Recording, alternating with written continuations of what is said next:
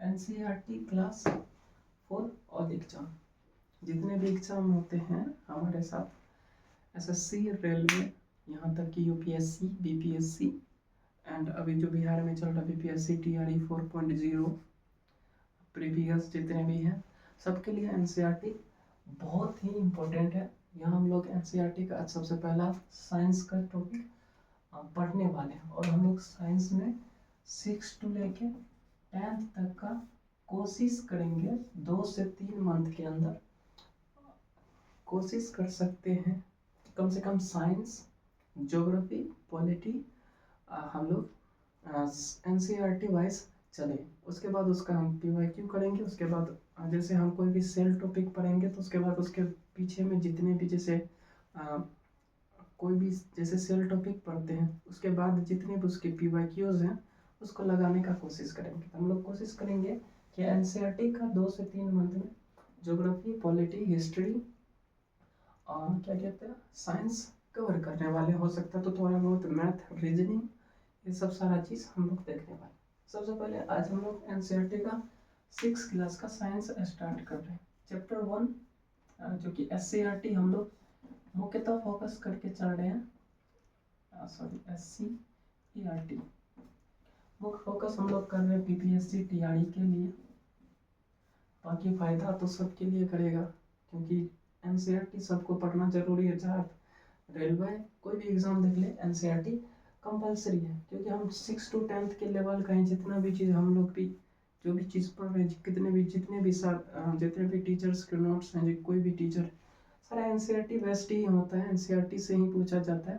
तो बिना देखिए उतना चीज़ बताने से बेटर है कि हम लोग एनसीईआरटी, आप लोग जानते हैं कि एनसीईआरटी का अहमियत क्या है और एनसीईआरटी में जितने भी चीज़ आप लोग फिजिक्स, केमिस्ट्री, बायो अलग अलग करके पढ़ते हैं वो सारा इंक्लूड एनसीईआरटी में अलग अलग टॉपिक, अलग अलग चैप्टर वाइज दिया रहा था। हम लोग सबको कवर करते हुए, सबको छूते हुए निकलेंगे। चलिए सबसे पहले चैप्टर 1 एनसीईआरटी में है वजन कहाँ से आता है।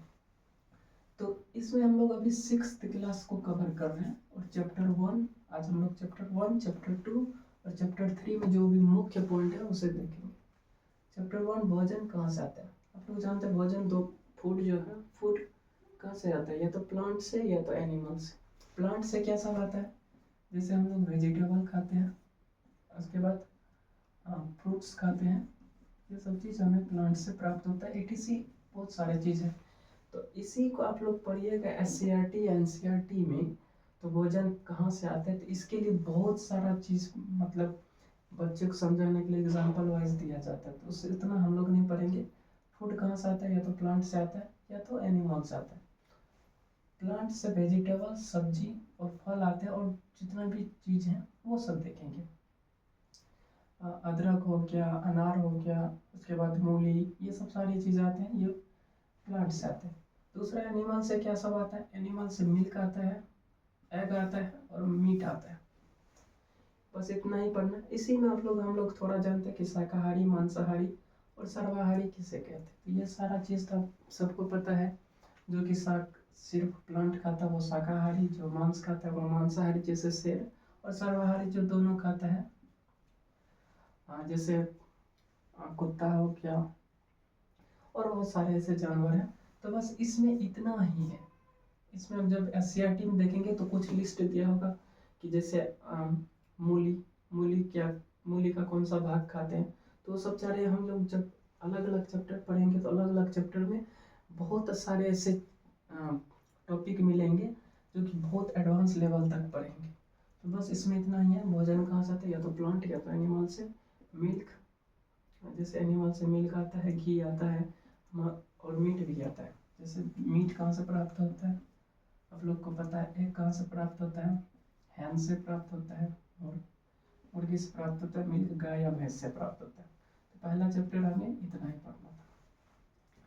दूसरा चैप्टर की बात करते हैं भोजन के घटक, जिसे हम आम भाषा में पोषक तत्व कहते हैं। तो आप लोग जब एडवांस में पढ़ेंगे, हम लोग खुद पढ़ेंगे, तो पोषक तत्व कार्बोहाइड्रेट का बहुत सारा डिटेल्स करके पढ़ेंगे, प्रोटीन को डिटेल्स करके पढ़ेंगे। बस हमें अभी बच्चा की तरह पढ़ना है, थोड़ा सा पढ़ना है ताकि हमें ऊपर ऊपर से अभी पता चले। उसके बाद इसमें जितना भी चीज़ है सब आपको बुझे तो हाईलाइटेड पॉइंट है, सब जो कहता है ना क्रीम छांट के लाया हुआ है। तो ऊपर ऊपर ऐसा नहीं है कि बहुत पढ़ने के लिए बहुत कुछ है, इसको हम जो भी मेन चीज़ है उसको कस्टमाइज करते हैं। चलिए, भोजन के घटक क्या सब होते हैं और पोषक तत्व इसी को कहते हैं। तो भोजन के घटक हमें क्यों चाहिए, क्योंकि जानते हैं कि हमारा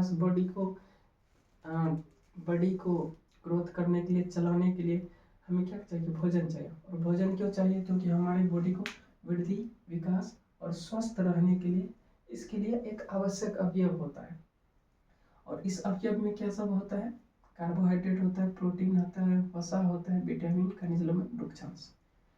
इसी इतना ही नहीं है, हमारे बॉडी को लगभग 30 से 40 प्रकार के ऐसे छोटे मोटे पोषक तत्व की आवश्यकता होती है। तो हमें सभी को नहीं पढ़ना है, एग्जाम ओरिएंटेड पढ़ना है।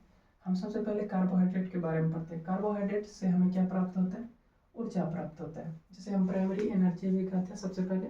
और हम ये जानते हैं कि 1 ग्राम कार्बोहाइड्रेट में 4.2 कैलोरीज ऊर्जा हमें प्राप्त होता है। प्रोटीन, वहीं प्रोटीन का क्या काम है, प्रोटीन का काम है बॉडी निर्माण में। जैसे टूटी फूटी हड्डियों, जिम जो भी किया जाता है उसमें बहुत सारे सेल्स और बहुत सारे कोशिका टूटते हैं, तो बॉडी निर्माण में प्रोटीन, इसीलिए प्रोटीन का ड्रिंक किया जाता है। वसा हम लोग क्यों कहते हैं, ताकि हमारे चेहरे पर मॉइस्चराइजर रहे। और वसा का क्या काम है, उससे ब्यूटी भी बना रहता है, वसा से ठंड से भी बचाता है, और वसा से चोट भी कम लगता है। और वसा में भी एनर्जी होता है। 1 ग्राम वसा खाने से हमें 4.2 कैलोरीज ऊर्जा मिलती है। उसी तरह हम विटामिन को देखते हैं। विटामिन से क्या होता है, विटामिन रोगों से लड़ता है। और आगे हम लोग जितना भी पढ़ेंगे, vitamin A, vitamin B, vitamin C, vitamin D, सारी चीज़ को देखेंगे। उसके बाद खनिज लवण। खनिज लवण में क्या सब होते हैं, थोड़ी मात्रा आयरन, मैग्नीशियम, बहुत सारे होते हैं, फास्फोरस, कैल्शियम, ये सारे। आयरन की कमी आगे पढ़ेंगे। आयरन हमें चाहिए बॉडी को हीमोग्लोबिन के लिए। उसके बाद कैल्शियम भी चाहिए मजबूत हड्डी के लिए, सब सारे। तो खनिज लवण भी चाहिए हमारी बॉडी को, ये सब। और उसके बाद जल। हमारे बॉडी में 65% जल रहता है, जो कि क्या करता है, जल जो होता है भोजन में अवशोषित पोषक तत्व को अवशोषित करता है। जितने भी पोषक तत्व हमारे बॉडी में, उसको अवशोषित करता है एवं अपशिष्ट पदार्थ को बाहर निकालता है, जैसे मूत्र के माध्यम से या तो पसीनों के माध्यम से। उसी में आता है एक वृक्षांश। ये अब की बार बीपीएससी टीआरई में पूछा गया है कि वृक्षांश में क्या पोषक तत्व होते हैं। तो वृक्षांश में कोई भी पोषक तत्व नहीं होता है, कोई भी पोषण नहीं रहता है उसमें। वृक्षांश से कोई पोषण हमें प्राप्त नहीं होता है, लेकिन इसका तब कार्य क्या है शरीर में। शरीर में इसका यह कार्य है कि अब जितने भी बिना अनपचे भोजन होते हैं, जब हम लोग खाना खाते हैं, जो भी पचे भोजन नहीं होते हैं, उसको बाहर निकालने में हमें मदद करता है। और यह हमें किससे प्राप्त होता है, साबुत अनाज से या ताज़ा फल से। उसके बाद जो एससीईआरटी का मेन फोकस क्या होगा कि हम किसी भी पोषक पदार्थ की जांच किस तरह करेंगे। सबसे पहले हम कार्बोहाइड्रेट को देखते हैं। कार्बोहाइड्रेट की हम जांच किसी भी पदार्थ में उसमें कितने कार्बोहाइड्रेट है कि नहीं, उसको जांच के लिए हम आयोडीन का उपयोग करते हैं। और यदि कार्बोहाइड्रेट पर आयोडीन मिलाते हैं, यदि उसका रंग नीला होता है या काला होता है, तो हम जानेंगे कि उस अनाज में कार्बोहाइड्रेट की मात्रा है। उसी तरह हम प्रोटीन की जांच किस तरह करेंगे। प्रोटीन की जांच करने के लिए हम उस प्रोटीन वाले पदार्थ को या प्रोटीन वाले अनाज को लेंगे। उसमें जब हम चूर्ण को, इस तरह ऐसा नहीं कि कार्बोहाइड्रेट, जैसे चावल में कार्बोहाइड्रेट होता है तो चावल साबुत, इसे चूर्ण बना के हम जब आयोडीन बनाएंगे, आयोडीन मिलाएंगे तो उसका रंग नीला या काला मिलेगा, तो उसमें कार्बोहाइड्रेट है। ये कोई खास चीज़ नहीं है, बस इसको याद रखिएगा कि क्वेश्चन पूछा जाता है कार्बोहाइड्रेट की जांच के लिए हम किस केमिकल का उपयोग करते हैं, तो हम लिखेंगे आयोडीन का उपयोग करते हैं। उसी तरह प्रोटीन की जांच के लिए हम किस का, कॉपर सल्फेट या कास्टिक सोडा का यूज करेंगे, जिसे हम बैगनी कलर का होगा। तीसरा वसा की जांच के लिए हम कागज पर कोई भी तेल, जैसे कोई भी तेल का पदार्थ यदि कागज पर लगता है तो उस पर धब्बा होता है, तो उसमें वसा, जितना भी वसा तेलीय पदार्थ है, जितना भी तेल, घी, ये सारा वसा है, इसमें कोई चीज़ नहीं है। सबसे लास्ट हम लोग संतुलित आहार किसे कहते हैं, जो कि बच्चे को बताया गया। संतुलित आहार शरीर को वृद्धि के लिए एवं अच्छे स्वास्थ्य बनाए रखने के लिए हमें इतने भी जितने कार्बोहाइड्रेट, प्रोटीन, वसा, जितने भी खनिज तत्व है इसे सामान्य मात्रा में रहना चाहिए। कोई भी चीज़ ज़्यादा न कम होना चाहिए, संतुलित रहना चाहिए। तो उसे हम संतुलित आहार, और प्रत्येक व्यक्ति को संतुलित आहार करना चाहिए। और सबसे लास्ट यहाँ है कि पकाने से विटामिन सी नष्ट होता है। तो जितने भी विटामिन सी वाले स्रोत हैं, खास करके कच्चा ही खाए। विटामिन सी जैसे कि आंवला, खट्टे फल में विटामिन सी पाया जाता है। घाव करने में भी विटामिन सी ज़्यादा मददगार होता है।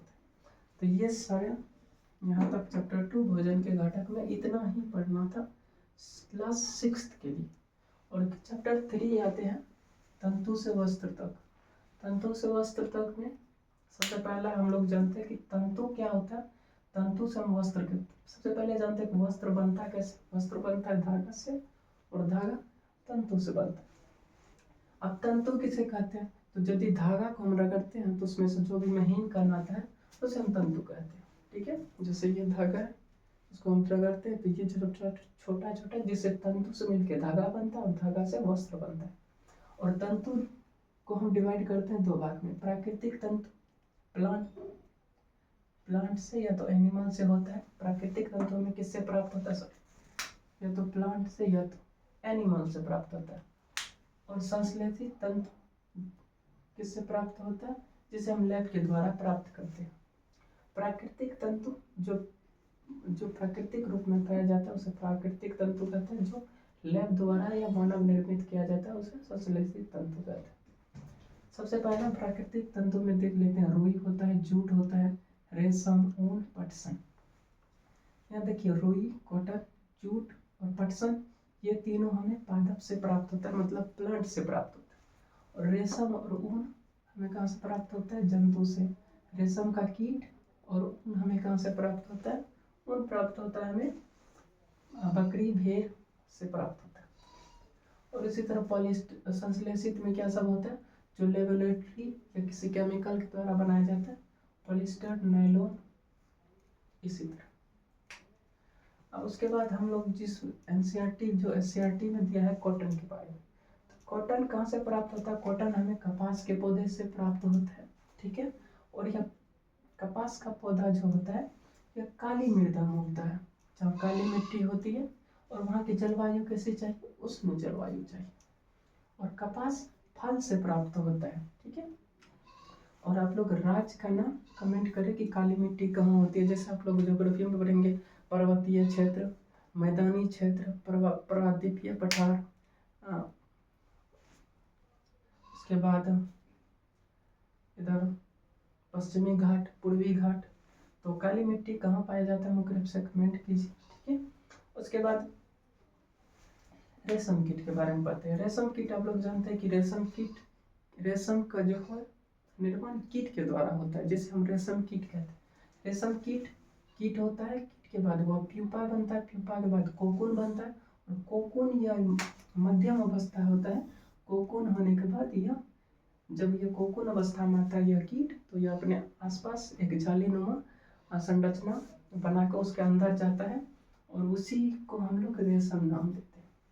तो वही रेशम से हम उसे गर्म पानी के जो भी प्रोसेस होता है उसको आगे के चैप्टर में ये बहुत सारे चीज़ है उसको पढ़ेंगे। तो उसी को करके वहाँ से रेशम निकाला जाता है गर्म पानी से करके। उसके बाद रेशम का जो पालन होता है यह शहतूत के पेड़ पे होता है।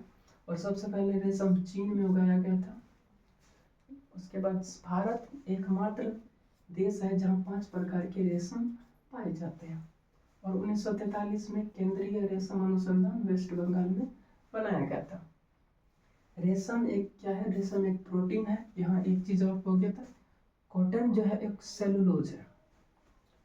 सेलुलोज इसके बारे में हम आगे पढ़ेंगे कि जैसे नाखून भी एक प्रोटीन है। उसके बाद सेलुलोज, पेड़ पौधे में सेलुलोज पाया जाता है। ये सारे हम बायो के टॉपिक पढ़ेंगे तो उसमें बहुत सारे अच्छे से डिस्कस करेंगे। बाकी अभी इतना ही देखिए। उसके बाद जूट को सुनहरा रेशा भी कहा जाता है, जिसे हम पटसन भी कहते हैं, सुनहरा रेशा। अब की बार बीपीएससी टीआरएफ का पूछा हुआ है कि सुनहरा रेशा किसे कहते हैं, तो पटसन को या जूट से कहते हैं, जिसका ठंडे के मौसम में जूट का ही बोरा यूज किया जाता है धान गेहूँ सब भरने के लिए। तो जूट हमें तनों से प्राप्त होता है। इसकी खेती वर्षा ऋतु में होती है और इसका मुख्य क्षेत्र वेस्ट बंगाल, बिहार, असम में होता है। और उसके बाद यह पुष्पन अवस्था में से काट लिया जाता है। उसके बाद एक चीज और था, पश्मीना शॉल। सीटेट के परीक्षा दिए होंगे तो आप लोग जानेंगे कि पश्मीना शॉल हमें बकरी से प्राप्त होता है और यह चंगपा जनजाति के द्वारा इसे पोसा जाता है और यह लद्दाख में होता है जो कि बहुत महंगा होता है। और अंगोरा जो होता है यह भी ऊन ही है जो खरगोश से प्राप्त होता है। तो यस, आई होप कि ये वीडियोस आपको अच्छा लगा होगा। थोड़ा सा कोई नॉइस प्रॉब्लम होगा तो उसे आगे की क्लास में हम सुधारेंगे। बाकी बात 3 चैप्टर तक हम लोग देख लिए। 4th चैप्टर 5 चैप्टर और जल्द आने वाला है। तो मिलते हैं नेक्स्ट वीडियो में। जय हिंद।